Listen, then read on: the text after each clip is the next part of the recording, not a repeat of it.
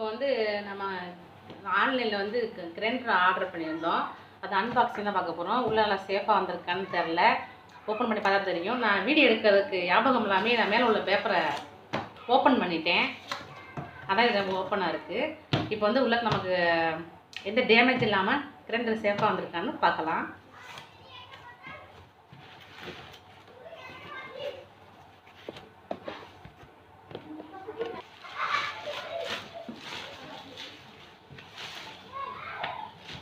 Warranty card கொடுத்துருக்காங்க.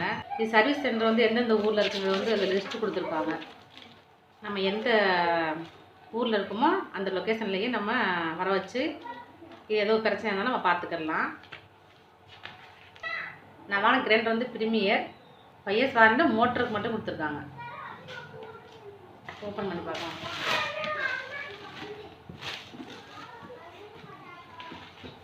MRP rate வந்து 6450 ரூபா போட்டிருக்காங்க. நான் 5050 ரூபாய்க்கு நான் வாங்கினேன். நான் ஏன் ஆன்லைனில் புக் பண்ணி வாங்கினேன்டா, நான் இங்கே வந்து கிரைண்டர்லாம் அவ்வளோவா கிடைக்காது. இந்த ஊரில் தோசை இட்லிலாம் சில பேருக்கு தெரியக்கூட செய்யாது. அதனால் இங்கே கிரைண்டர் எந்த ஸ்டோர்லேயுமே இல்லை. ஒரு ப்ரெஸ்டீஜ் கம்பெனியில் மட்டும் ஒரே ஒரு கிரைண்டர் இருந்தது. சரி, கிரைண்டர் எனக்கு நல்லா இருக்குன்னு நான் வாங்கிட்டு வந்துட்டேன். வாங்கிட்டு வந்து வீட்டில் யூஸ் பண்ணி பார்க்குறேன். அந்த மோட்ரு சரியாகவே ஓடவே இல்லை. மாவு போட்டு அரைச்சா ஒரு 3 மணி நேரம் ஆட்டுது 3 மணி நேரம் ஆனாலும் அது மாவு அரைப்படவே இல்லை. நான் போய் ரிட்டன் கொடுத்துட்டு ஸ்டவ் வாங்கிட்டு வந்துட்டேன். அதனால தான் ஆன்லைனில் ஆர்டர் பண்ணேன். சில பேருக்கு சரியாக எல்லாமே சேஃபாக வந்திருக்கான்னு சொல்ல முடியாது. நம்ம வந்து பாட்டை வந்து நெளிஞ்சிருக்கும், இல்லை வந்து நம்ம மாவாட்டுற கல் வந்து பிளாஸ்டிக்கில் உடஞ்சிருக்கும். அப்படித்தான் நிறையா நான் கமெண்டில் பார்த்துருக்கேன். அதெல்லாம் செக் பண்ணி தான் கிரைண்டர் வாங்கினேன். சரி, எப்படி வந்தாலும் பரவாயில்ல, நம்ம லக்கை பொறுத்துருக்குன்னு சொல்லி தான் நான் அப்புறமேட்டா ஏதாவது ஒன்றா நம்ம ரிட்டர்ன் கொடுத்துக்கலான்னு தான் வாங்கினேன். பார்க்கலாம் எப்படி இருக்குன்னு. பில்லு கொடுத்துருக்காங்க 5089 ரூபா. இது சென்னையிலேருந்து தான் வந்திருக்கு. விருகம்பாக்கத்துலேருந்து வந்திருக்கு கிரைண்டர் வந்து. சென்னை விருகம்பாக்கத்துலேருந்து. ப்ரீமியர் கம்பெனி வந்து நல்ல கம்பெனிங்க. நான் ஏற்கனவே இந்த கிரைண்டர் தான் வச்சுருந்தேன். நான் அந்த கிரைண்டரை வாங்கினதுலேருந்து கொஞ்சம் பயம். வேறு ஏதாவது நமக்கு நல்லா மாவு அரைக்காத பயத்துலேயே நான் என்ன கிரைண்டர் இருந்ததோ அதே சேம் நான் வாங்கிட்டேன். அது சர்வீஸ் சென்டர் எனக்கு தெரியாது. இந்த மகாராஷ்டிராவில் இருக்குமான்னு எனக்கு தெரியாது. தெரிஞ்சிருந்தால் நான் ரிப்பேர் பண்ணியிருப்பேன். தெரியாதனால நான் அரங்கில் போட்டு தோசை இட்லி சுட்டு சாப்பிட்டு ரொம்ப நாளாக ஆச்சு. இந்த ஸ்டிக் கொடுத்துருக்காங்க, மாவு தள்ளுறதுக்கு ஸ்டிக்கு கொடுத்துருக்காங்க. பரவாயில்ல, நல்லா சேஃபாக வந்திருக்குங்க. எந்த டேமேஜிலும் நல்லாவே வந்திருக்கு. நான் கூட பயந்துகிட்டே தான் நான் ஓப்பன் பண்ணும்போது பயந்துகிட்டே தான் இருந்தேன். சில பேருக்கு இது உடஞ்சி வந்துருந்துச்சு, இது உடஞ்சிருந்தது. எனக்கு நல்லாவே வந்திருக்கு, மாஷா அல்லாஹ்.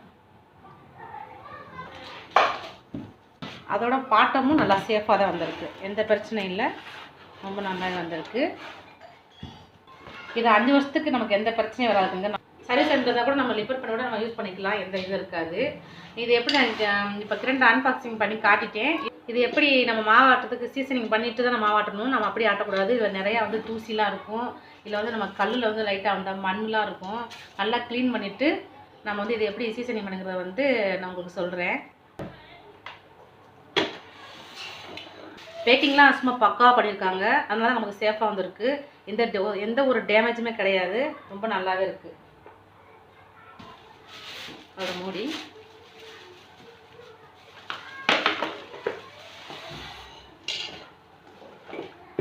இதே சேம் தான் வச்சிருந்த கிரைண்டர். நியூ மாடலாக நிறையா வந்திருக்கு. எனக்கு நான் வாங்க விரும்பலை. அதை வந்து இதே நான் சென்னையில் நான் வாங்கியிருப்பேன். ஒரு வேளை நான் இங்கே இருக்கிறனால நான் ரிஸ்க் எடுக்கிறதுக்கு விரும்பலை. ப்ரீமியர் நான் வச்சிருந்த ப்ரீமியர் கிரைண்டரே திரும்பவும் அதையும் நான் வாங்கிட்டேன். சரி, வாங்க எப்படி இது யூஸ் பண்ணுறவங்க பார்க்கலாம். இப்போ வந்து நல்லா க்ளீன் பண்ணிட்டோம். பாருங்கள், பூரா மண்ணாக இருந்தது. இந்த நம்ம உரல்றதுனால தூசியாக இருக்கிற மாதிரி இருக்கும். நல்லா க்ளீன் பண்ணிட்டோம். க்ளீன் பண்ணிவிட்டு இதையும் உள்ள மாச்சிடலாம்.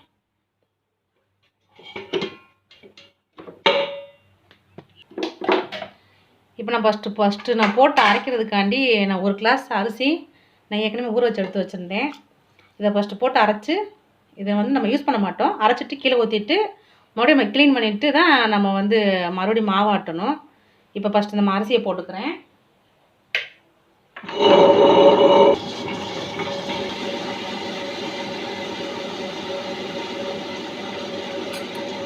லைட்டாக தண்ணி தெளித்து வச்சு ஆட்டிக்கலாம் தள்ளி விடுறதுக்கு.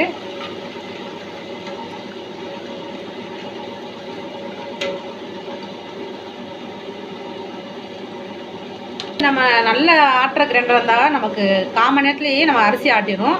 உளுந்து வந்து 20 நிமிஷத்தில் நமக்கு ஆட்டிடும். அப்படி தான் நம்ம அதை வச்சுருந்த கிரைண்டரு இதே கம்பெனி இதே தான் சேம் இது தான். அதை சூப்பராக மாவுலாம் நல்லா ஆட்டும், டக்குன்னு வேலை முடிகிற மாதிரி இருக்கும். அதுக்காண்ட இந்த கம்பெனி நான் வாங்கினேன். பச்சரிசி போட்டு ஒரு 2 நிமிஷம் கூட ஆகலைங்க, அதுக்குள்ள நமக்கு சூப்பராக ஆட்டிடுச்சு. அவ்வளோதான், நமக்கு கிரைண்டர் ரெடி ஆகிடுச்சு. நீங்கள் வந்து வீட்டிலலாம் போட்டு இட்லி தோசை வீடியோலாம் நிறையா பார்க்கலாம்.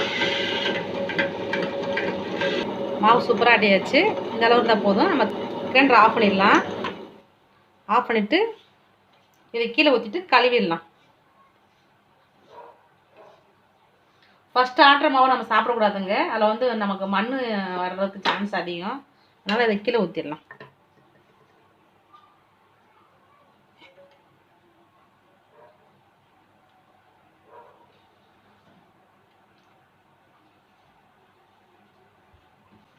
அவ்வளோதான், க்ளீன் பண்ணியாச்சு.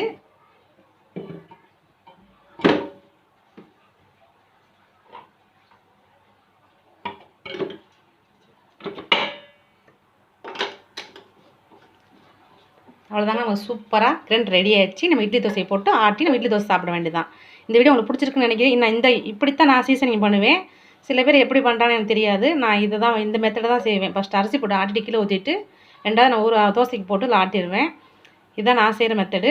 இந்த வீடியோ உங்களுக்கு பிடிச்சிருக்குன்னு நினைக்கிறேன். இந்த வீடியோ உங்களுக்கு பிடிச்சிருந்துச்சுன்னா லைக் பண்ணுங்கள், மறக்காமல் சப்ஸ்கிரைப் பண்ணி வச்சுக்கோங்க. தேங்க்ஸ் ஃபார் வாட்சிங்.